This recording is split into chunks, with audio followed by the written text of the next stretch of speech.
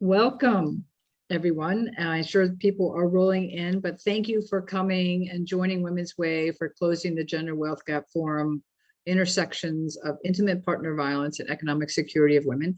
I'm Diane Corman-Levy, the Executive Director of Women's Way, and I'm delighted that all of you decided to join us for the next 90 minutes by choosing to be with us when I know you're invited to many, many virtual meetings and events. You are choosing to join the movement to promote economic equity and justice and improve gender equity for all women. So really, thank you for being here this evening. Today's forum is part of a year-long series whose purpose is to educate different stakeholders about the drivers of the gender wealth gap and actionable steps each of us can take to help close the gender wealth gap. Since October of 2020, we conducted 6 sessions which address strengthening the early childhood education sector, investing in women-owned businesses, addressing gender and racial disparities in healthcare, increasing access to affordable housing, improving financial capability of women, and fostering equity in grant making. Today's session focuses on the impact of IPV, intimate partner violence, on the economic security of women and what we can do to both prevent IPV and decrease its prevalence. You will hear from 4 amazing speakers who will address the issue from provider, policy, and lived experience perspectives. You will also have opportunities to ask questions to the speakers via the Q&A button located at the bottom of your screen, and we will do our best to address as many of your questions as possible.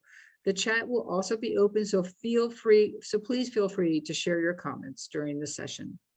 We are also recording the session, and we will make it available for you if you want to view it again, and for those who could not attend today's session.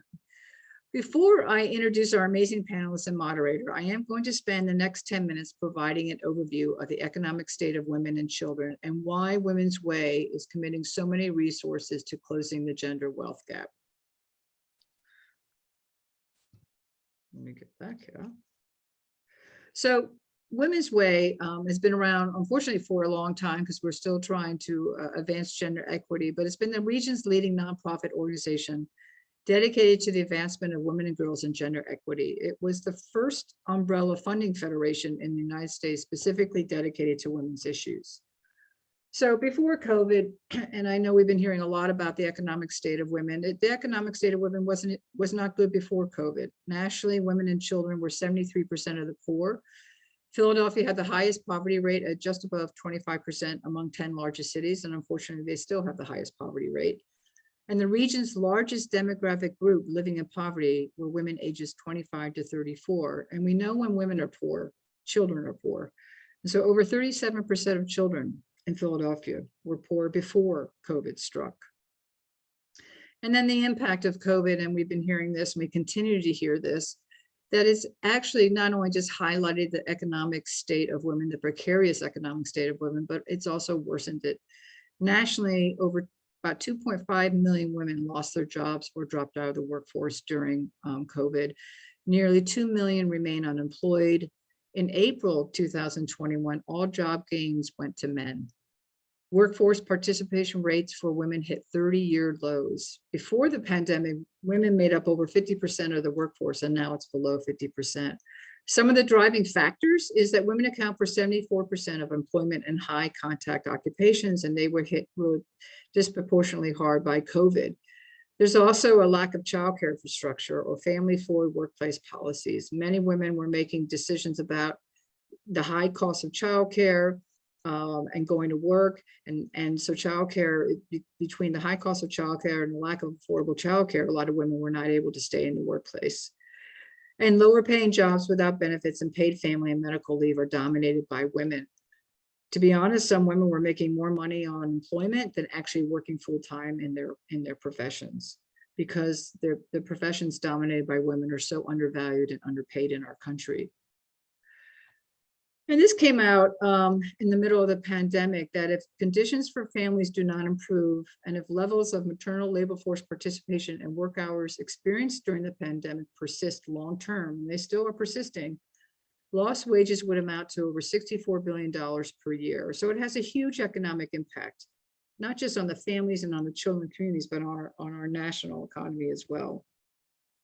So what is the gender wealth gap? And this is data that was actually before the pandemic. It's actually worsened, but And I really want to emphasize wealth. We talk about income gap, which is an important issue, but wealth gap is even a bigger issue and a greater gap. Single white women at median own 32 cents on the dollar compared to single white men. When you disaggregate the data, Black and Latinx own less than a penny. And this has not improved for the past 50 years. And we'll talk about some of the drivers of the gender wealth gap. So what are they? Well, women earn less than men. Now I want to make that clear, not because they're less capable, not because they're not working as hard, partly because of occupational segregation, where fields dominated by women are paid less, they have fewer benefits, and also caregiving. A lot of women drop out of the workforce because they are still the primary caregiver. So over time, they earn less than men. They're more likely to be denied mortgages or loans or to be overcharged for them because of biases based on racism and sexism. Yet women have better records of paying back loans than men. They are more vulnerable to predatory lending. They hold more debt, including 2/3 of all student debt, which is really sad because women, and particularly Black women, are graduating from college more than men and white men. But the problem is they're also accumulating a lot of college debt. And occupational segregation, which I talked about, that fields dominated by women are often paid less, and they're valued less, and they provide the majority of unpaid caregiving. We're going to talk about the intersection of IPV and economic security, and how intimate partner violence has a huge impact on the economic security of women. So what is the prevalence? It's not good, folks. And of course, we've been hearing it with all these movements and how it's coming out and women are speaking up. But here's some data. More than 1 in 3 women and more than 1 in 4 men in the United States have experienced rape, physical violence, and are stalking by an intimate partner in their lifetime. 1 in 4 women and 1 in 7 men have experienced severe physical violence by an intimate partner. Between 2 and 4 million women are physically abused each year. And of these, 2,000 women die of injuries they suffered. I mean, that's just horrific. And domestic violence is one of the top 3 causes of homelessness among families in the 23 major cities surveyed, including Philadelphia. So what's economic abuse? And we'll talk a lot about this with our panelists, but the data shows that between 95 and 99% of all abuse victims experience economic abuse during their lifetime. And the #1 reason survivors stay or return to abuse is because they simply can't afford to leave to stay safe. So when people say, well, why do women stay? There's a huge economic reason for that. And this also goes back into 3 basic forms of economic abuse that women often experience: is economic control, economic exploitation, and employment sabotage. And economic control is a controlling partner tends to make all the financial decisions. And he has sole access to financial information such as account numbers, credit cards, and PIN numbers. So instead of giving control to the partner, they are more likely to give out an allowance to them, furthering their dependence. Exploitation occurs when the abuser damages the victim's financial standing by running up credit card debt, taking out loans, or even starting businesses in the other person's name. So not only are many women denied any kind of control of their finances, they're actually accumulating debt and from a partner. And then there's sabotage, which involves sabotaging the victim's ability to work, such as disrupting childcare or transportation, or harassing the victim at work until she's let go or too embarrassed to show up. So we'll talk about the relationship between IPV and women's ability to stay in the workplace. So what's the economic impact? So there's a huge impact on women, their mental, social, economic well-being, and their families. There's also a huge economic impact on our country. So if you want to talk to people who care about the economy, the cost of IPV exceeds over $5.8 billion a year. $4.1 billion of this is for direct medical and mental health services because of the physical and emotional trauma and injury it causes on people that are being abused. Victims of IPV lost almost 8 million days of work across the country in 2016. And then 64% of victims of IPV indicated that their ability to work was affected by violence. So it has a huge economic impact. So going back to why build wealth for women and not just focus on, well, get them a job, they got a job, they're making money, because it's not enough. And certainly COVID has highlighted that. But assets, which are really building wealth and assets, enable women to remain stable through financial emergencies. And again, the pandemic highlighted the fact that women were living paycheck to paycheck already, and one thing can totally destabilize a woman and her family. It enables women to maintain good health, improve children's opportunities, live with housing security, take risks that result in better jobs or business startups. It enables them to pursue a higher education for themselves, retire securely, which we're going to be talking about next year, the impact on the gender wealth gap and on retirement. They're able to pass on security to the next generation. Huge, right? I mean, people who have assets can pass it on to their children. It also allows them to more effectively participate and shape political and social agendas. So wealth is really critical. And why invest in women besides the fact we should be investing in every human life? But I'll give you an argument why investing in women. Because it advances our region and nation. Women, before the pandemic, comprised more than half of all workers, and I'm sure we'll get back to that eventually, but nearly half of mothers are the primary breadwinner for their families. And women drive 70 to 80% of all consumer purchasing. And so when women are not doing well, they're not economically, it hurts them, it hurts our children, it hurts our communities, it hurts our regional, local, and national economy. Another important thing is parental assets are the strongest predictors of children attending and graduating from college. So it has a huge impact on children. And closing the gender wealth gap would result in an overall GDP gain of over $4 trillion, over $13,000 per person by 2025. So we say empowering women is smart economics. So at Women's Way, we were like, we need to focus on this. This is a critical issue that impacts all other issues with women. So we started something called the Women's Economic Security Initiative in October of 2017. And it's a long-term systems level collaborative initiative with a vision that all women in the greater Philadelphia region attain financial well-being for themselves and their families. So we have a long-term vision, long-term strategies. It's a long-term investment. And it's about fostering systems level learning and change, addressing the systemic and root causes of the gender wealth gap. And it's about breaking down silos across organizations and sectors, because it's absolutely ridiculous to say the nonprofit sector can address this issue when business, government, philanthropy, all sectors need to be at the table, because they are part of the problem and they're also part of the solution. So we have worked with over 82 active members representing over 50 organizations. And like I said, they span for-profit, nonprofit, philanthropic, and public sectors, as well as women with lived experience of economic insecurity. It's very important that those most impacted by inequities are at the table, co-created, co-designing strategies, informing where resources should be distributed, helping us make these decisions of how to address the root causes of the gender wealth gap. We just launched and we just transitioned. This is the next evolution of the Women's Economic Security Initiative. It's the Gender Wealth Institute. And the mission of this is to really close the gender wealth gap in the greater Philadelphia region by advancing research and practical solutions that build wealth for women who are economically insecure. And we use 3 key strategies. We convene stakeholders to collectively learn, build insights, and to come up with new ideas and strategies, again, centering the voices of those with lived experience. We innovate and scale promising practices by building the capacity of partners to actually implement these strategies. And we mobilize different stakeholders to really build public will and take commitment to transform systems that address the root causes of the gender wealth gap. So now I want to introduce my amazing panel and moderator. And I'm so excited to have them all here. Azucena Ugarte is the director of the Office of Domestic Violence Strategies for the City of Philadelphia.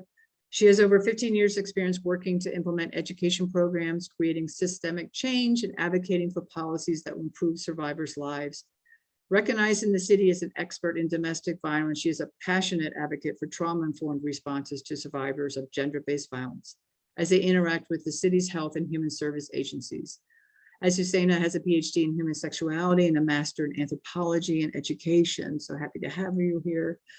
Kathryn, also known as Kate Hoy, resides in Lower Bucks County, where she works for Ad Hauser as a sales support coordinator.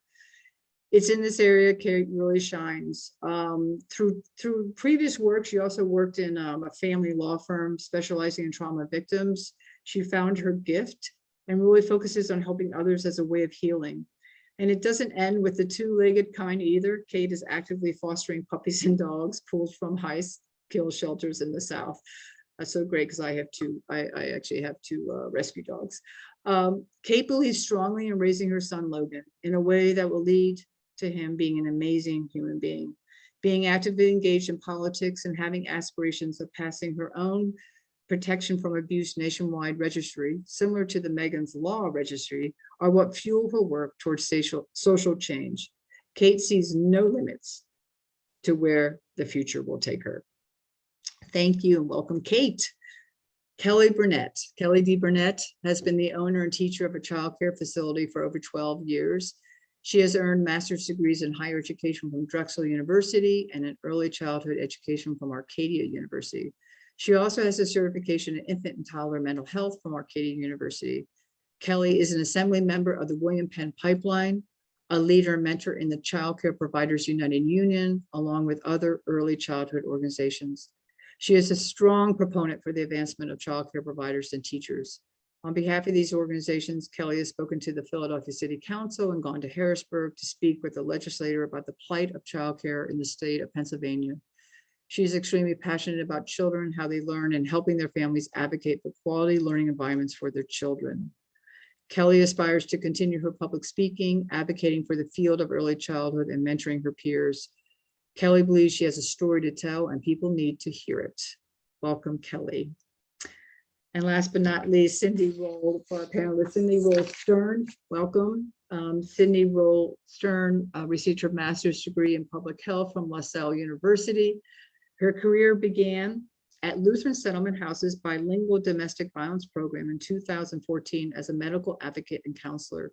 From 2017 to 2019, her services were utilized at Public Health Management Corporation's Forensic Services Unit, where she worked alongside the judicial system to release individuals from incarceration in lieu of treatment for substance abuse. Her love for advocacy, specifically in intimate partner violence and a unique opportunity, brought her back to Lutheran Settlement House in 2019 as Housing First Coordinator. In this role, she worked directly with clients in completing intakes and assessing household needs, providing case management, advocacy with landlords, and a host of other duties. In 2021, she was promoted to Housing Program Manager. One of the most rewarding parts of Sydney's work is her efforts with economic justice.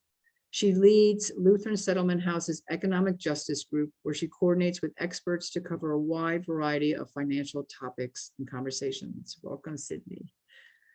And finally, our moderator, who we have a long relationship with, Dr. Monique Howard. So glad you're here.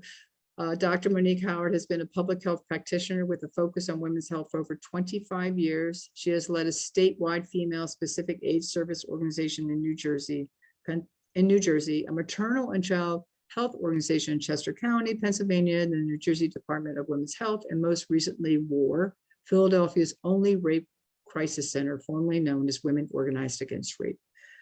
Dr. Howard excels in nonprofit management, fund development, creating strategic alliances, mobilizing communities around sensitive topics. She is a strong leader on issues that impact women and communities. Welcome, everyone, and I'm so glad you're all here. And now it's time for me to be silent and take it away, Monique. Thank you very much, Diane, and good evening, everyone in Women's Way for gathering this group of strong women who will talk about the intersection of intimate partner violence and economic security of women, particularly this month, October, which is Domestic Violence Awareness Month. I am honored to participate in this panel and hear about the impact of IPV on our lives and the lives of others. Thank you also, Diane, for the high-level view of the relationship between intimate partner violence and the economic wealth gap that women experience. It certainly will ground this conversation that we're about to have. I want to reiterate that IPV and its relationship to economic insecurity of women did not just occur because of COVID. It's not new. It existed before COVID, and it has just gotten worse over time. COVID has created an opportunity where we are ripe to hear about issues that impact the lives of people in our network and work collectively to make change. Right now, the panelists will spend a few minutes introducing themselves and including how their professional or personal lives intersect with IPV. I will then use the rest of our time in a question and answer session. So we'll have questions and the panelists will answer them. And then if you have questions, you can hit the Q&A button at the bottom of your Zoom screen, and we'll do the best that we possibly can to answer all of your questions. So let's get started, and let's start with Kathryn Hoy. If you can introduce yourself and spend a few minutes talking about your intersection with IPV. Sure. Hi, everybody. My name is Kate, and about 8 years ago, I began a unfortunate course through a struggle with domestic violence. I was in what I assumed was a healthy relationship until I got pregnant, which is not, a statistic that's unheard of here. All of a sudden, the attention and the focus was on me and the baby, and it wasn't on him, and jealousy occurred. Through that jealousy, months later, about my 7th month into pregnancy, the violence occurred. And while I did have the ability to leave that situation, I was fortunate enough to have a stable parent that I could go to for help. And so I was able to leave that situation before my son was born.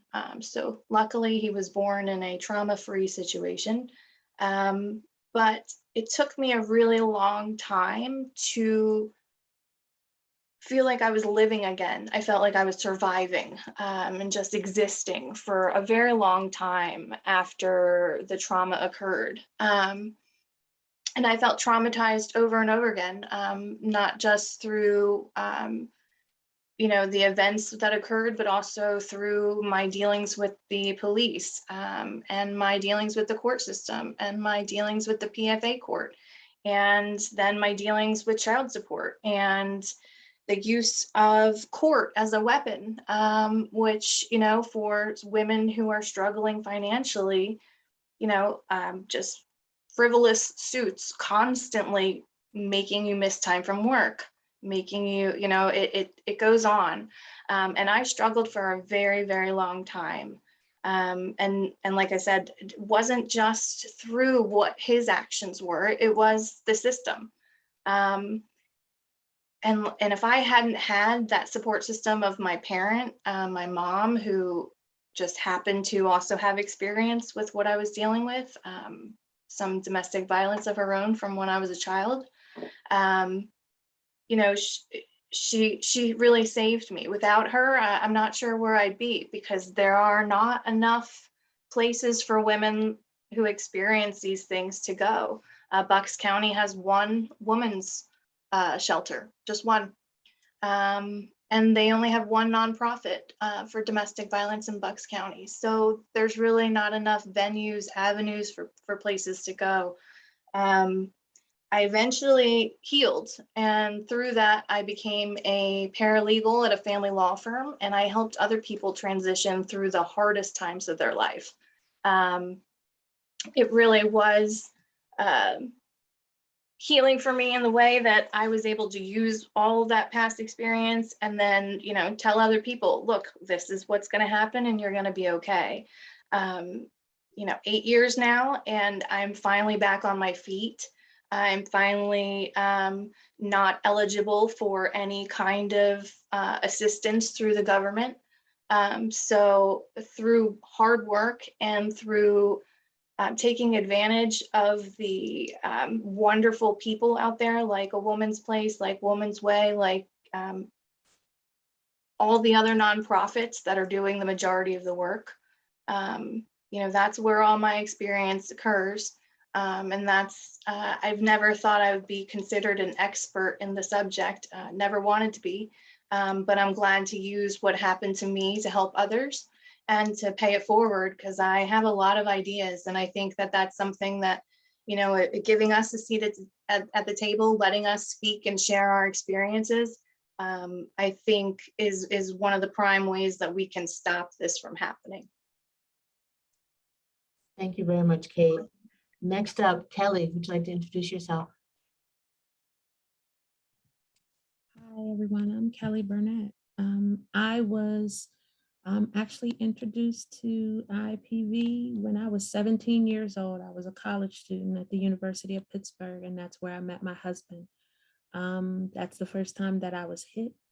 That's the first time that I was choked. And I thought it was me. I thought I did something wrong. I thought that because he was an intelligent man, and that he had saved me from, previous trauma in my life, I felt like, this was my knight in shining armor and I needed to do something better. The more I got educated and the more he decided not to stay in school, the more I was verbally abused and berated. And it became a point in my life where I thought I continued to believe that, coming from a background, my parents divorced when I was young, but they were in long-term marriages after that. And I was told that, I needed to make it work. I apparently was doing something wrong. Even though I had a strong family support system, I didn't feel like I could burden them with that. I felt embarrassed. And I felt like, again, I was doing something and I needed to fix it. I needed to find out what that was. Our marriage continued for 20 years. It ended up in me filing for bankruptcy because he failed to continue to help pay for bills, to help pay for anything that had to do with our children. We ended up in child support court. And going before judges telling you that you make more money, but I'm the one that's working. I'm the one that's taking care of the household. I'm the one that's taking care of the children. But because I make more money, because I'm more educated, because I'm the one that stayed in school, I have to pay him. So that was really a struggle when we got divorced finally. I had to pay alimony. I just couldn't understand it. How, when I'm taking care of all of those things. I understand what women have to go through and the ways to get out of those particular situations. And I have a lot to say in regards to this topic. And thank you very much for having me. Thank you, Kelley. Let's hear from Sydney. Hello, good evening, everyone. First, I would like to thank survivors for sharing their stories, because your stories is what keep this work going. Again, my name is Sydney. I am at Lutheran Settlement House in our bilingual domestic violence department. I'm the housing program manager, where we help survivors to secure and remain housed. As difficult as that can be in Philadelphia for what that means right now in housing. But in addition to that work, I facilitate our economic justice and career empowerment workshop, which is a workshop. It's about 10 weeks long. 5 weeks is dealing with all things financial, credit repair, learn about IRAs, taxes, home ownership. This was the first year we covered home ownership, all different types of housing and, not housing, but economic topics, and even going over just the definition of economic abuse. The remaining weeks, we're meeting with an expert who goes over resume building, career wardrobe, and different topics like that to kind of help the group to proceed to the next level of, securing employment. Gainful employment is one of the ways to try to see your way out of economic abuse. So that's the work, or some of the work that we're doing at Lutheran Settlement House, that I'm proud to be a part of, and I'm just really glad to be here. You can access any of our programs I can put our number in the chat at Lutheran Settlement House. And just if you're interested, we run our next group for economic justice, I want to say in November, but I can make sure to give you that information, Diane. Perfect. Thank you, Sydney. And last but certainly not least, Azucena.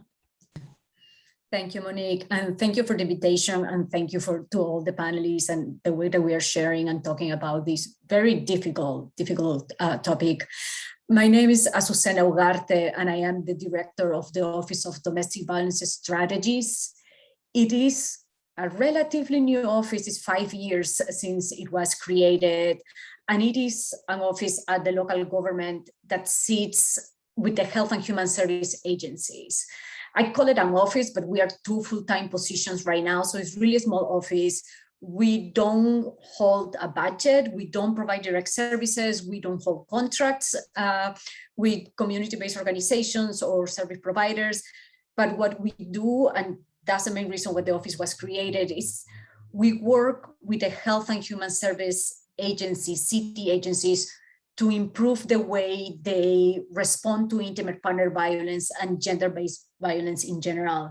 And when I say the health and human services, that means our homeless system, our behavioral health providers, child welfare. They were part of the health and human services, now they're separate, but we work really close with child welfare and also physical health.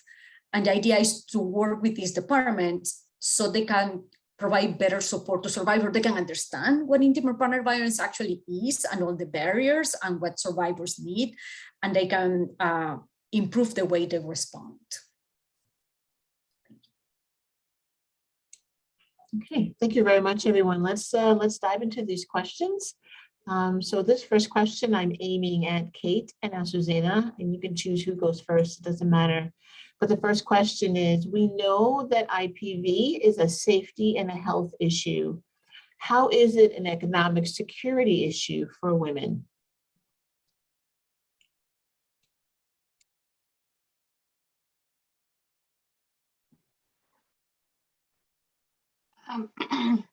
Well, I'll go first.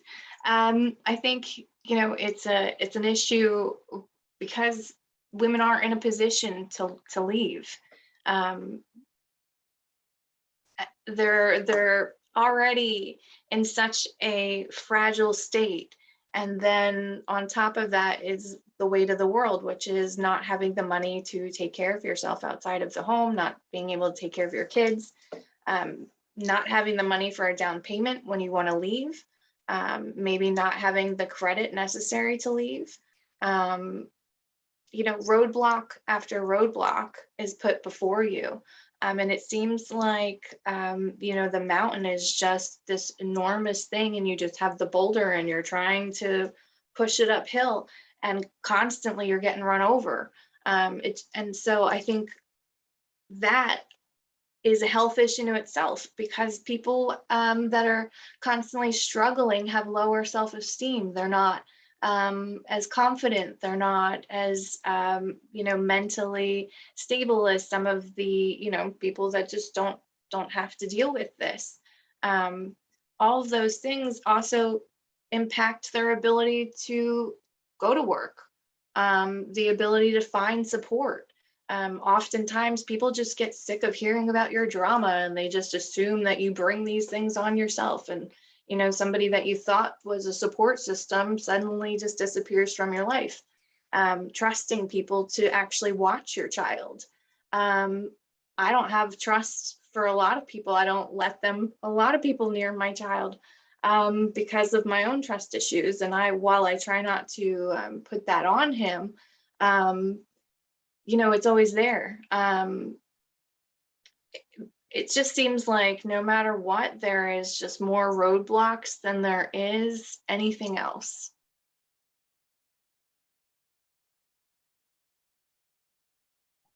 And I agree with Kate. I think the financial abuse that happens in intimate partner violence, and sometimes we don't realize that, because I think there's so much focus on the physical violence that we don't pay attention to that financial abuse or economic abuse that it really gives practical power to that abusive partner, right? We know intimate partner violence is about power and control, and that financial, controlling the finances or sabotaging your finances or sabotaging your education, sabotaging your employment, as it was mentioned before, ruining the childcare arrangements, like finding different way, or you are so stressed out and that you cannot perform at work, and that becomes the issue.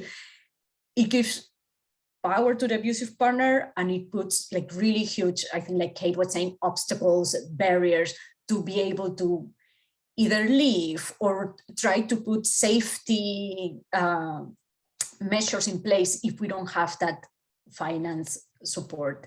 And it affects not only employment, but we're talking about debt accumulation, housing. If you got evicted because your partner didn't pay, like Sydney, you have that experience, you have an eviction in your records, it makes housing more difficult, and it has an impact, as has been mentioned, an impact that doesn't disappear when the abusive relationship ends.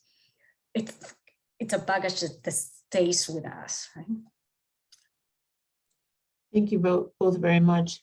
Sydney, is there anything else you want to add to the definition and clarity around what economic abuse is in relationships? Yeah, so, right, economic abuse is just a form of abuse that is used to control the other partner's economic resources. And I think that's the big word that makes it different from just finances, is resources. Think housing, education, employment, those resources. So that abusive behavior is diminishing the survivor's capacity to support themselves. One sentence I read that always sticks out to me is, it's designed to limit a person's freedom. And I think that really puts it like in plain language, because that's exactly what it does. Exactly what Azucena said. A lot of my survivors I meet with have evictions on their credit for apartments that they may not have lived in long. They may have abandoned the apartment because of the abuse that was happening, and then that abusive partner also abandoned the apartment, but the eviction is on the survivor's credit. So now they can't get a new apartment until they clear that up or go to court. And if that's cleared up, if they want to hear the story, it's just so many things. Huge utility bills. Again, all the bills were forced to be in their name. So, and you cannot get an apartment or a new place to live if the electricity and things cannot be in, your name. We all figure out a way, but for a survivor who's really trying to start over, there's so many hurdles and hills in their way that, just like Azucena said, they don't go away just when a relationship is over. It's really one of the longer lasting impacts and types of abuse, because it can really follow a survivor even once they are out of the relationship. Thank you. Kelley, I saw your hand up, and then Kate, yours as well. I just wanted to add, I live that, I spent all of my income taking care of everything else, and he did whatever he wanted to do with his income. So then when it was time for me to leave, or when I wanted to leave, I didn't have the money or the resources to leave. I could have asked my parents, but you have to understand, when you're going through that type of abuse, you feel like nothing. You feel like you're not worthy.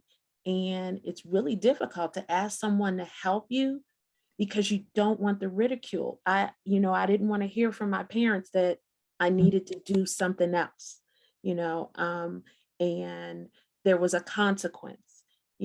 I just needed the help, and when women get to the point where they are able to ask for the help, we kind of need it immediately, because if you ridicule us, we'll go back into the hole that we came out of, or the deep, dark place that we came out of, because this time that we felt like we had enough strength to say something, we were ridiculed or we weren't helped fast enough. And I think that's the problem. I've had friends that have almost been killed because they weren't helped fast enough. It wasn't an immediate response. It was handing out pamphlets or, saying you need to call these people or go to this organization. If I'm saying it to you, I need you to fix it as best you can. I need to be out immediately. I can't read a pamphlet. I can't take a pamphlet home. So, it's a really big struggle. Thank you, Kelley. Kate? Yeah, I just wanted to add, I didn't know I was being abused. And I think that that's really important to point out. It was always like, honey, I don't have my wallet. Can you cover this? Can you order these tickets for us? Can you do this? So it was my bank account that was constantly being dwindled, and I didn't recognize it at first. And then it was, oh, well, you got laid off from your job, so you can help me in the shop. I can't pay you, but you can help me answer the phones, and the more help you give me, the faster my business will take off. So then I was working and not getting paid, and yet still was required from him to, cover lunches when I went to go pick it up. He never reimbursed me. And I'm just like, okay, well, I'm running out of money. I can't keep doing this. None the wiser. I had no idea at the time. So that's something to think about, is that how often we're not even aware of the things that are happening. We're not given a name to it. I did see something really powerful. It's called the power control wheel. And it has different things on there. And I one of the gentlemen who actually volunteers at one of the shelters, he hangs that on his refrigerator for his daughters who are teenagers. And I just thought that was really powerful in itself. And, just the prevention, just saying, did you know that could be abuse? Him never paying for anything, always expecting you to pick it up. That is in itself a way, and it's very manipulative. So you just got to be keeping that in mind, and just, be aware. Thank you, Kate. We can't assume that everyone that's listening this or participating in this webinar are service providers, right? And even if we are service providers, we may be in a relationship that could be abusive, and we may not see the indicators as the economic abuse that it is. It's just us sharing our money. And so hopefully this evening, someone will realize and seek the help that's coming across the chat. Diane, I see your hand as well. Yeah, I just want to underscore what Kelley said about the immediate need. And I think that's a gap in the system that there's, well, you said, Kate, there's one shelter for women in Bucks County, which we provided funding for. And I found out, the only way I found out about that was like, well, where are other housing programs in Bucks County? And I'm like, this is not a Philadelphia County issue. It's at every county. It's a every state, city issue. And so we need to invest in more housing. And I also say we need to give people who've been abused money. They need money right away, to deal with these issues. So I think Kelley, I'm just saying that immediate response is critical, and it's not there enough in our system. Thank you. This question, I'm going to throw this one to Kelley. What can women who are in abusive relationships do to take steps toward financial independence? So I want to start from my experience and the steps that I took, because I didn't seek any outside resources because I was afraid of ridicule. And I was afraid that if I stepped out and he found out, the abuse would get worse. So I just decided I couldn't take it anymore. And I just happened to be employed. So a lot of women in this circumstance aren't actually employed. My grandmother wasn't employed, and she took it for 40 something years. So it's, if you're not employed and you don't have your own bank account or your own checkbook or anything like that, then it's a different circumstance. But you have to have a plan. And I call it an abort plan. You have to plan it out detailed, what you're going to do, who you're going to tell, what you're going to do with your children. It has to be a detailed plan, and it has to involve you taking some sort of risk. You also need to have a financial plan. While I was doing some research, Financial advisors say this 80-20 rule that, 80% of what you do, you're spending on your bills and maybe do something nice for yourself, but 20% of that you're supposed to save. So if it's a possibility, start putting money to the side. If you have that ability, if he's giving you an allowance, take money and put it to the side because you're going to need it. The other thing is, tell somebody what you're planning on doing. If you have a trusted confidant, a relative, tell somebody what your plan is. Tell somebody what's going on in your life so that when you execute your plan, if you come up missing or if some part of your plan is not executed properly, there is somebody that knows, that can tell someone else, your family, the authorities, someone, that this is what's going on and this is what she divulged to me. There are, in the city of Philadelphia, I'm originally from Allegheny County in Pittsburgh. I have no idea what's available in the city of Pittsburgh, but there are a plethora of resources in the city of Philadelphia in regards to IPV. I am not sure how quickly they work, how quickly they respond to the victim, but make phone calls. When you have that time to yourself, make a phone call, ask questions, make that a part of your plan, because then you know what agencies in the city would be able to help you. If you need to go to a shelter, where the closest shelter is that accepts you and your children. So you have to have a plan. Thank you very much, Diane, and Women's Way staff will make sure that everyone that attends this webinar this evening will have resources. There are plenty of resources in Philadelphia County, Montgomery, Delaware, Bucks, and Chester County. So there are places where people go to be safe and places to call so that you can get help with your safety plan, right? And you know, how to craft it and how to be crafty in crafting it and the support that you need.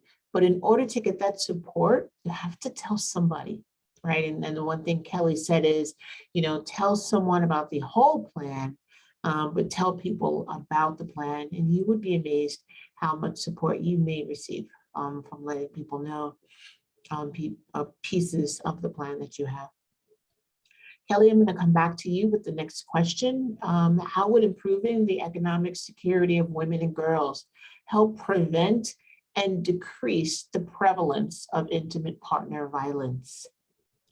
I'm not sure if it would ever prevent it. I think this is, IPV is as old as we are, that women have been abused in some sort of way. And that's physical, sexual, verbally, you know, there's some type of abuse, economic abuse in some sort of way. I think that having your own money, women being told, you know, I'm a little old school, so we always were told, you know, we get married, somebody will take care of us. But now I think that in school, we should be teaching young girls that you need to support, you be able to support yourself, and having a significant other shouldn't change that. And I was able to do that with my daughter, who's 26. It doesn't matter who you want to be in your life. You need to be able to always take care of yourself so that if you need to go, you can go. You can get away.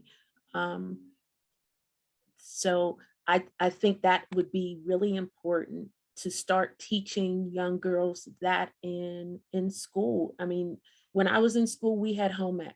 So I was taught to cook and to sew because I was going to be somebody's wife. I think now that if we teach financial planning, just like Sydney was saying, you know, about getting retirement or an IRA, or what it means to have a bank account, or what it means to own a home and have good credit and things like that. Those are things that should be taught in school, and men and I mean, boys and girls should learn that in school. But if girls know these things, then that would be a really good thing. That would be a really good opportunity for them to know what can be out there for them.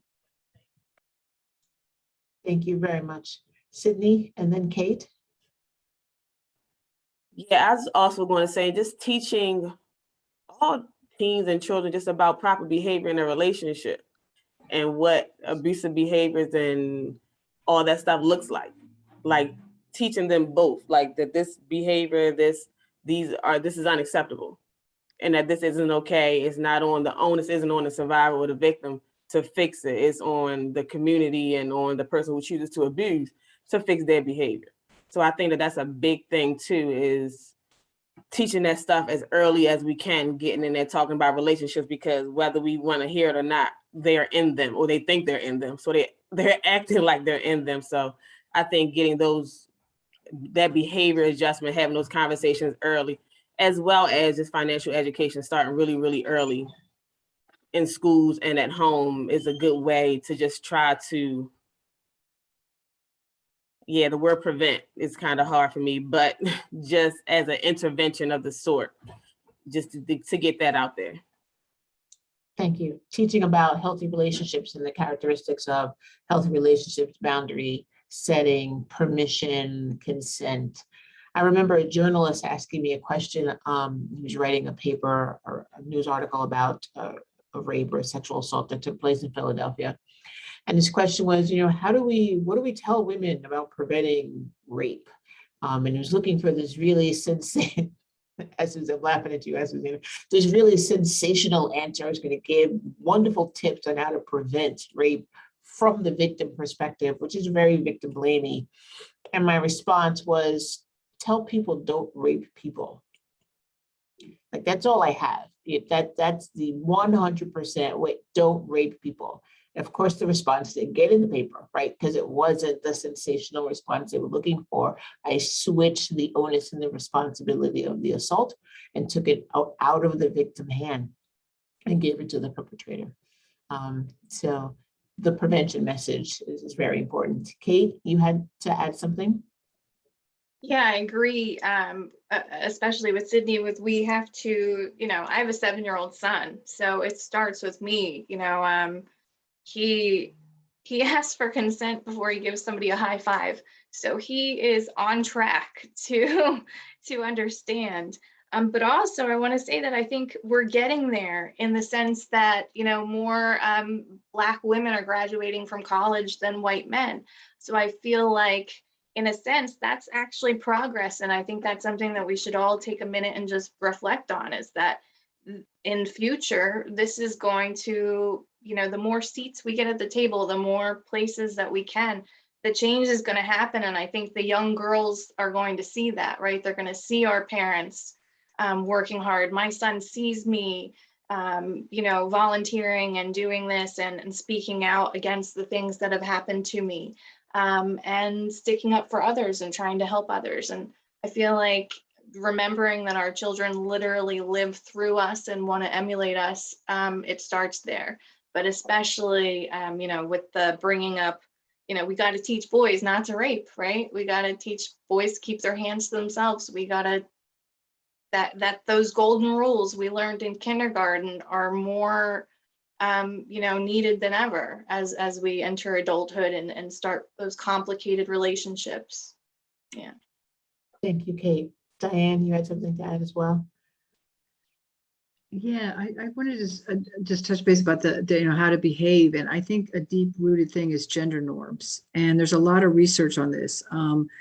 Gender norms in terms of how women are supposed to behave and how men are supposed to behave. And what's sad is we often learn as girls from our mothers and our aunts and our grandmothers to be dependable, to be quiet, right? To be patient. And Kelley, you were even saying, you came from an old-fashioned traditional way, right? Find a man who's going to take care of you. And men are supposed to be more aggressive. And what does masculinity mean? And this all happens during the rites of passage between like 9 and 14 years old. And that's when girls start acting dumb and playing dumb and becoming more sexually appealing. And those gender norms are these hidden things that we need to totally challenge from day one. And so I just want to put that out there too, because I think that's such a huge factor. And there's all kinds of research that it's a huge driver of the gender wealth gap is gender norms, which is really interesting. So I have some great articles on it if anyone wants to read about it. Thank you. Thank you very much.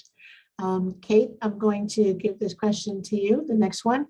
How did the pandemic affect the prevalence of IPV among women and economic health of women? Sure.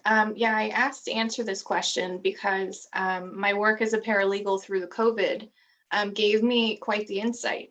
The amount of calls that we were receiving between custody issues, my child's quarantining, do I have to give him to his father? You know, these things were happening quite a bit, and the courts were busier than ever during COVID. So I felt like I had an insight on this question, especially. It was part of the reason I ended up deciding that my time as a paralegal needed to end was just because there wasn't enough work-life balance, but also it was getting to me. The amount of women that were calling, needing help, the amount of court cases that were just piling up, and nobody was feeling heard, and the court systems couldn't get to these cases fast enough. And sometimes child safety was an issue. So maybe one parent didn't even believe COVID existed. And the other parent was an avid mask wearer and hand washer. And those two things where you're trying to co-parent with someone with completely different beliefs, it was not something the courts were prepared for. It was not something anybody was prepared for. And I feel like maybe it's taught us something about what we need to prepare in the future. But the health of women also really was a struggle, because think about it, doctors weren't really letting you in the office, right? So the safety of that office, and then all of a sudden you're getting home appointments where you're virtually speaking to your doctor, but maybe you're not safe at home and you can't answer the things. So in every way, it just, again, put more hurdles in front of women who already have enough going on, already have enough struggles, and not enough support. So it took away a lot of the face-to-face support that was available. Just again, more roadblocks. And as great it is that we're maybe prepared for this kind of thing going forward, it was a lesson I think women had to learn the hard way, and their children too. You know, I just think about all the children that were stuck at home watching domestic violence unfold and being trapped. I really don't know where to end with this, because I could talk on the subject forever. So I'll pass along to the next person. Thank you. Thank you very much, Kate. Yeah, definitely receiving services during COVID, during the virtualness of COVID, made it very, very hard. Very hard. We rely on the anonymity of being on the phone, getting our work done, our work like this done in our offices, and that was just closed off to so many people and families. Sydney? Yeah, I was gonna say, you know, unfortunately, I had a lot of survivors who we were working together towards moving and obtaining housing, and who may have been one paycheck away from being ready to take that leap, and overnight it went out the window. Overnight, the lease they had in hand, now they're like, actually, we can't lease this place because I had to let my daughter move in because she lost her place. So COVID threw just more than wrenches, it threw like the whole refrigerator in the plans of so many survivors, and equally frustrating on the side of a provider trying to negotiate and make these services or make these things happen that just at that time were not available. We just really relied on just trying to be the biggest support people that we could be, and continuing to safety plan in different kinds of ways until things began to open up somewhat. And some people still haven't returned to the hours that they had pre-COVID. They're still not getting paid the same amount, and they're still kind of stuck. And then there was literally no place to rent. no place to rent. No one was renting. And then I had one survivor who she put an offering on 3 houses and lost all of them to people who were willing to pay cash. So the housing market sucks right now. Rent in Philadelphia is legitimately illegal, how much they are charging for these closets.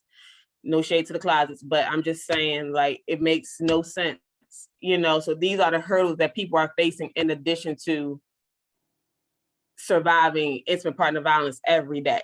So, you know, not to get on my soapbox, but that's why I always say be kind to people, because you have no idea what's going on behind these doors and what battles that the people are facing. And if you can help, try to help. And I think talks like this are so helpful because they also plant seeds in people who are not in those situations. But if they hear about a friend or hear about a sister or hear about anybody else, they're like, oh, wait, no, there's Women's Way. There's a women's place, there's Lutheran Southern House. You can get some type of services or help from somewhere. So that's why these moments are so important. Thank you. Thank you very much. Kelley and Azucena, I'm going to give this next question to you. How does IPV affect women's participation in the workforce? From experience, I was embarrassed. I remember that I got hit in the face and I told my boss at the time that I accidentally got hit in the head with the freezer door. It was just coming up with different reasons because, you know, when you work in particular places, they want a doctor's note or they want you to provide them with some type of paperwork as to why you were absent so that you'll continue to receive your payment or that you will not get in trouble. And I didn't feel as though anywhere in that environment was there anyone that I could speak to and let them know what I was going through. And so I think that part of the issue is that you're embarrassed, you're depressed. So even if you do show up for work, you're depressed and you're not providing the type of work that you would normally produce. And it's just a painful existence being in the workplace. I think that it would be a lot easier if you knew that there were particular things in place for people that may be experiencing some type of abuse or relationship issues, and that there would be somebody to talk to in the workplace, but that's not always available. Or at least a safe place to go. You know, if you are a person that has your own office, and someone can go to that office and that person just, I'll get up and leave. You know, you have 15 minutes, I'll get up and leave. Yeah. So you can have some alone time. Yeah. Now, Susana, do you have anything to add? Yeah, I just would like to add that sometimes the way the abusive partner interferes with work, sometimes it's very clear, as like not letting you go or physically assaulting you so you cannot go, right? But there are also some subtle ways that sometimes you don't realize this person is doing it, like changing the childcare arrangements at the last minute with whatever excuse, or they were going to drive you to work and they are late, or little things that you just sometimes don't see it. It looks like little accidents, and then you see the pattern. So you have those were like very specific, clear purpose, but you're still trapped. And the other things that are like subtle, that you don't see it kind of thing, but they're still also interfering with your job or totally take you out. In my experience working with the city, I kind of got surprised, and I should have not. The many times that our office was pulled into domestic violence situations with actually employees, with the staff. And I should have not been surprised because we know it's very common. We know it can happen to anyone. And I think one of the the areas where we can probably do more work and improve also is what is the response from the employer, right? And it's kind of what Kelley was saying. Do I feel safe to tell my supervisor? Do I feel safe to tell my manager? Is my employer going to understand, try to keep the information confidential and offer me resources? Or they're gonna think that I am just a liability for them, or this is not worthy and am I gonna lose my job? And I think that's a whole area of working with employers to make them actually know more about IPV and have an appropriate response, not only to the survivors, but also employees that may be abusing a partner. And the employer should have a response there too. And the other thing I would like to add is there are some protections and we don't know. In the case of Philadelphia, you can get leave of absence because of domestic violence. It's still unpaid because that's what happened in the United States. But you could actually get a week, 2 weeks, because you may need to take off for a lot of court days, or you may want to move or something. So there are some things in place, but there's so much more we can do about educating the workplace, the workforce. Thank you. Kate? Nope, not yet, Kate. You're still on mute. Sorry about that. It's okay. I just wanted to add that this is for me where the employment sabotage came in.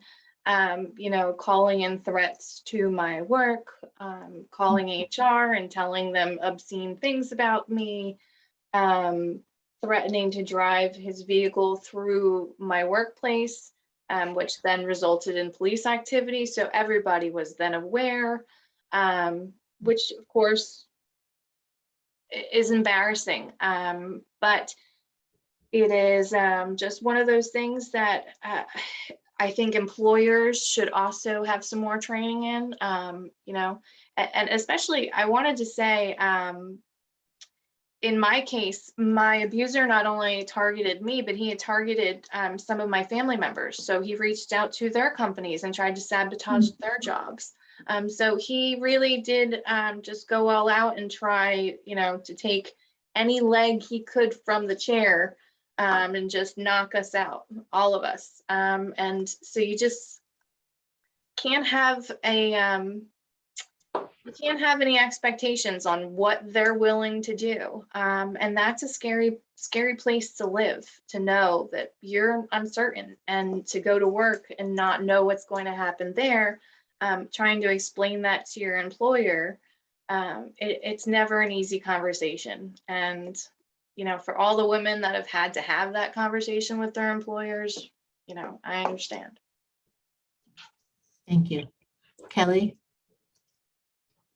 Yeah, I just wanted to add that it's not funny, but it speaks to what's going on as far as what we're talking about today. I was sad quite often at work. I felt like that was my only place to be able to cry, because I didn't want to cry in front of my children. And because I was sad so often, my supervisor at the time, she told me that I needed to take a FMLA leave for depression. And when my husband found out, he told me that if I was clinically depressed, that he was going to take our children. So then now I'm stuck between, I'm only depressed because of you. And what am I now supposed to do? Because I'm sad at work. I can't lose my job because it's part of my plan. I have to have money. So I'm taking the leave because they're noticing that I'm sad at work. And then I'm home with you. I'm getting more depressed. And I'm telling my therapist, you know, what's going on. I think I saw 5 different therapists. And the first therapist told me that I needed to do date night with him. That once again, it came back on me. It was my fault. we needed to do date night. My last therapist is the one that helped me with the plan. He said, you're not depressed because you actually have a chemical imbalance. You're depressed because you need to get out of this situation. And this is what you need to do. And he helped me. But I was still stuck in that void because, I did not want to go to file for divorce and him say, she suffers from depression, and the judge, because there is paperwork now that I am seeing a therapist, that the judge think it was prudent for him to have the children as opposed to me. So we get stuck in a cycle, and it's really, really difficult to get out of it. Thank you. Thank you, Kelley. Diane?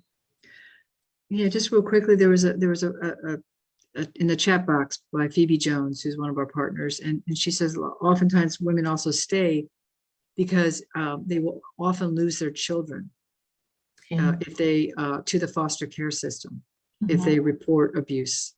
So think about that. Okay, I'm in an abusive situation. I need to get out, but if I report it, I'm going to lose my children. Right. I mean, how is the system working for her or for the victim? Not. Thank you. Thank you. Kate, I'm going to give you this next question as well. What policies need to be in place to prevent IPV and decrease the prevalence? What policies need to be put in place? Oh my goodness, what policies don't need to be put into place, really? From the top to the bottom, from implementing early childhood education to teaching these things in class, to having them, group discussions in schools, open forums and communication. Parents need to get involved. We need to have our doctors more trained in what to look for. Teachers need to know what to look for. I always think, the bartenders have that code word that you're supposed to ask for this certain drink if there's somebody bothering you, right? So I feel like we need more systems with that where, you call and you order a pizza for 911 if somebody, right? So there's these things, but we need more life hacks, more cheats. We need the system to stick up for victims and not the perpetrators. I was victimized in court over and over again. On the way to PFA court, my offender got a DUI, and they, instead of just granting my PFA, gave him another opportunity. So I had to come back in 2 weeks, miss another day of work, wait there in court, let everybody in that court building hear my story a second time. There's just there. And as you've seen, I know that on Netflix, there's a series Made. I feel like everybody in the world needs to watch that. It should be required. There are all kinds of resources available for those people who are actually interested in learning about it, instead of just realizing, well, it's not happening to me, so it's just not really happening. People need to actually have a voice and stick up for it. I'm so tired of the t-shirts that it's somebody's mother, it's somebody's brother, or somebody's mother, somebody's sister. No, she's somebody. Doesn't that matter? Why do I have to be somebody's daughter or sister for me to feel important? It starts all over the place, but really we need to change the narrative, and that's really where it starts. And again, this is something Diane taught me. In order to change that narrative, we all need to get a seat at the table. Anywhere that we are making changes, anywhere, school boards, we need to get involved. It's not just going to change because we want it to. It's going to require work and effort, but anything good does. But people need to be passionate. I really feel like that's what's going to change is, people standing together, people saying, you know what, this cannot go on anymore. The Chanel Miller story, this shouldn't happen ever again. And again, all of these things in court. You know, my abuser was actually, he went pro se, so he could cross-examine me and actually torture me while I was on the stand. The judge was right there. In child support, I was going to have to release my address, my work address, where my child went to daycare. If I wanted any daycare costs paid for by him, he needed to know where his son was in school. To me, we were covered under a PFA. I shouldn't have had to give that information. So instead, I just didn't work. That way I wouldn't have to give him my information of where I was. I was so scared of moving forward because I didn't want him to know where I was. So changes on every level need to happen, but it starts with us. Thank you. I think of all the places we go to that we're able to go to alone and seek services, hair salons, beauty salons, lash places, and can information be there? Can the technicians be trained? Because, you know, sometimes the hair salon, they know all your business by the time you leave. And that was a safe place to tell that business too, because you get support there. Azucena? Thanks. I would like to add in relationship with that. I think there's huge gender biases in several systems, and we need to point out those biases, and we need to change those systems because it's very easy for an abusive partner to manipulate the system, and the gender bias immediately goes like, oh, she's just jealous, she's just revengeful, it's so easy. And in the case of intimate partner violence, another type of gender-based violence, when we're talking about law enforcement, ended up being a she says, he says, because there's usually no witnesses, right? And with a system that is intrinsically biased against women, we have the worst part. So we need to work with those systems and change that. And when we think about prevention, like what we could do so this doesn't even happen, so we don't have to end up in court, we don't have to end up in child welfare, we don't have to end up in the homeless system. I'm not sure as a society we have an answer. I would have to go back to what Diane said about addressing gender norms and raising our next generations in a way that we treat each other equal and that we have equal opportunities, not only economic opportunities that are practical and very important, but in general. And I don't think we're there yet. I think that's going to take a lot of work to actually get there. And I'm saying that also because we need to remember that even people with a lot of resources abuse their partners. And women also with a lot of money could end up being abused by their partner because sexism and male privilege across like the whole society. Absolutely. Thank you. Sydney? Screening often, screening everywhere, I think is a huge thing, and it's a hugely missed opportunity that agencies and organizations don't take advantage of. Like you were saying, at the hairdressers, at the bar, like, you know, if these people are trained properly, screen. Healthcare facilities, medical offices, you should be screening every time you walk into that room and screen that person properly, which means alone, no matter who they came into the hospital with, but screening. I think that's such a big thing and such a missed opportunity that doesn't happen. Lutheran Settlement House has a Stop IPV program that is in some Philadelphia hospitals where we have an on-site person who is there. If a person comes in, they screen and they do admit that they are in an abusive relationship, at that moment, they can then get some help if they choose to. That may be that survivor's only time that they're by themselves. That is such a missed opportunity if that screening does not happen. And I mean, I used to do the job, so I know I have seen people come in and they're like, I only have 15 minutes, they are in the waiting room. And you will be astonished at how much work we can get done at 15 minutes and how much safety planning can get done. So screening often at every possible time opportunity that you have, I think is a big missed opportunity that more people should put in their policies to happen. And more people and more agencies should put in the work and the money and the care for it to happen. Thank you. Kelley? Yeah, I just wanted to add to what Sydney said. I was in Einstein Hospital when I first moved here. So that was 20 something years ago. And hopefully they have a better system than they did then. But I had dislocated my shoulder. And I guess that is a sign that you could possibly have been abused. I was being abused, but that's not how I dislocated my shoulder. I was running up the steps at Fern Rock, but I had never run up subway steps before, but everybody was running. So I was running and I fell. So that was how I dislocated my shoulder. And my husband, he took me to the hospital. The doctor asked me in front of him, did he do this to you? How am I supposed to respond? No, he actually didn't, but I am still being abused and I can't, how am I supposed to respond to you?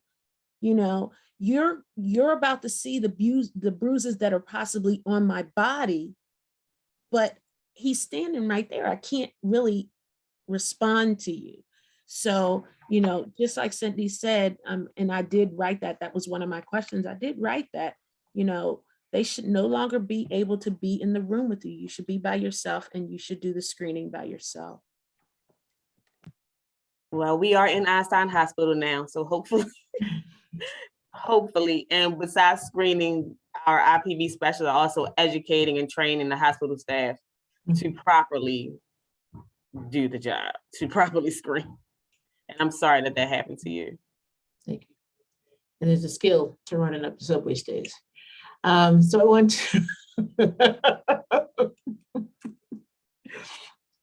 to skip and we're going to, as I see, there are no questions in the chat right now, nothing in Q&A. So I want to talk about recommendations. We have about 9 minutes left. I think the recommendation piece is really key. It'll help us cut. There's one question.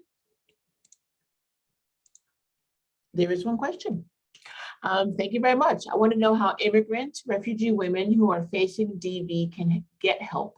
Are there any language specific services and programs made for them? Anyone want that one?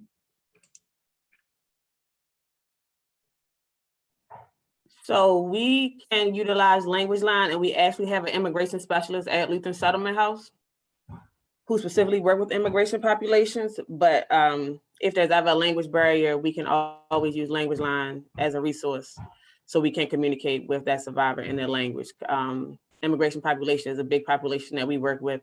They face another set of barriers in addition to being survivors of domestic violence. So it is definitely like a specialty and a special group, and it deserves some special attention. But not being documented is not a hindrance to getting any services or any help. I think that's a good thing to know.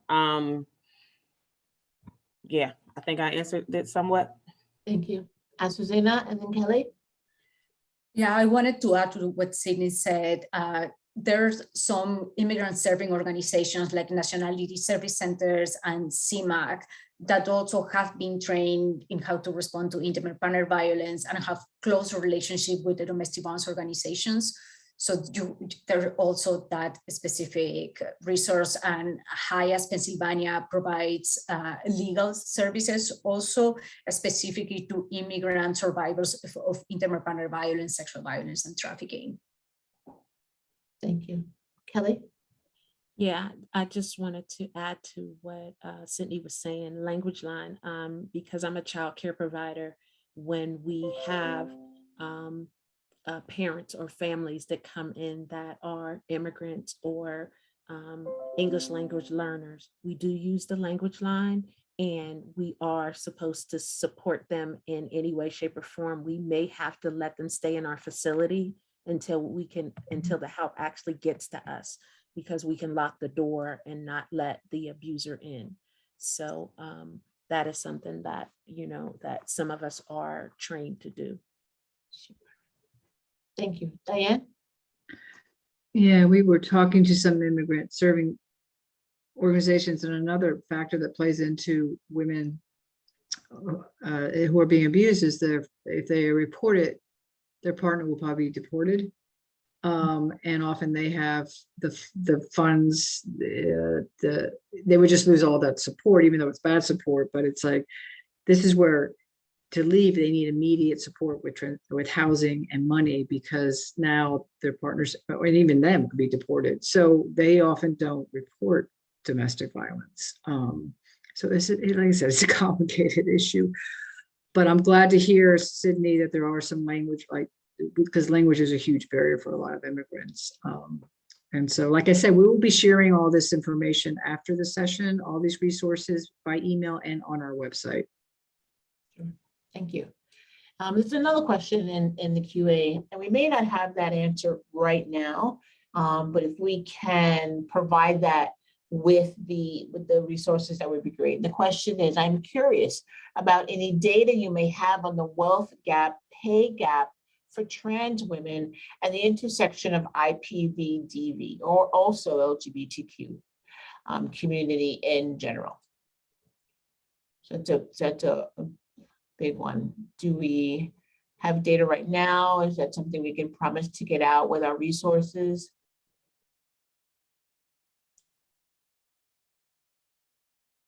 And I see Jessica's typing an answer as well. So Jessica, you're taking care of this one? Okay, we'll let Jessica take care. So let's go to recommendations really quickly before we close out. This is really powerful. We can talk all night, but I want to get to some recommendations. So Azucena, what steps can funders take to address the structural and systemic causes of IPV? Wow, if I had the answer, that would be great. But I would say, so I work for the local government, and something that I would like to put out there. So the funding from local government, state government, and federal funding could be very restrictive and limited. So in the case of housing services, this type of housing, and there are these requirements, and it needs to go through this process, etc., etc.